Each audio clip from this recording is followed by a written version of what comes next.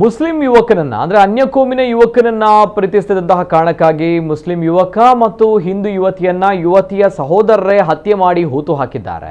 ಉತ್ತರ ಪ್ರದೇಶದ 27 ವರ್ಷದ ಅರ್ಮಾನ್ ಮತ್ತು 22 ವರ್ಷದ ಕಾಜಲ್ ಮೃತರು ಯುವತಿಯ ಸಹೋದರರಿಂದಲೇ ಕೊಲೆಯಾಗಿದ್ದಾರೆ. ಸದ್ಯ ಪೊಲೀಸರು ಆರೋಪಿಗಳನ್ನು ಬಂಧಿಸಿದ್ದು ಮಣ್ಣಿನಲ್ಲಿ ಹೂತು ಹಾಕಿದ್ದ ಮೃತದೇಹವನ್ನು ಹೊರತೆಗೆದು ಮರಣೋತ್ತರ ಪರೀಕ್ಷೆಗಾಗಿ ಆಸ್ಪತ್ರೆಗೆ ರವಾನಿಸಲಾಗಿದೆ. ಸೌದಿ ಅರೇಬಿಯಾದಲ್ಲಿ ಕೆಲಸ ಮಾಡ್ತಾ ಇದ್ದ ಅರ್ಮಾನ್ 3 ತಿಂಗಳ ಹಿಂದೆಯಷ್ಟೇ ಮುರಾದಾಬಾದ್ಗೆ ವಾಪಸ್ ಆಗಿದ್ದ. ಈ ವೇಳೆ ಕಾಜಲ್ ಪರಿಚಯವಾಗಿದ್ರು. ಮೊದಲಿಗೆ ಸಾಮಾನ್ಯವಾಗಿ ಮಾತಿನೊಂದಿಗೆ ಶುರುವಾದ ಪರಿಚಯ ಪ್ರೀತಿಗೆ ತಿರುಗಿತ್ತು. ಇಬ್ರು ಒಬ್ಬೊಬ್ಬರನ್ನ ಪ್ರೀತಿಸತೊಡಗಿದ್ರು. ಆದರೆ ಇವರ ಸಂಬಂಧಕ್ಕೆ ಕಾಜಲ್ ಸಹೋದರರು ತೀವ್ರ ವಿರೋಧ ವ್ಯಕ್ತಪಡಿಸಿದರು. ಇಲ್ಲಿಗೆ ಎಲ್ಲ ನಡವಳಿಕೆ ನಿಲ್ಲಿಸುವಂತೆಯೂ ಕೂಡ ತಾಕೀತು ಮಾಡಿದ್ರು.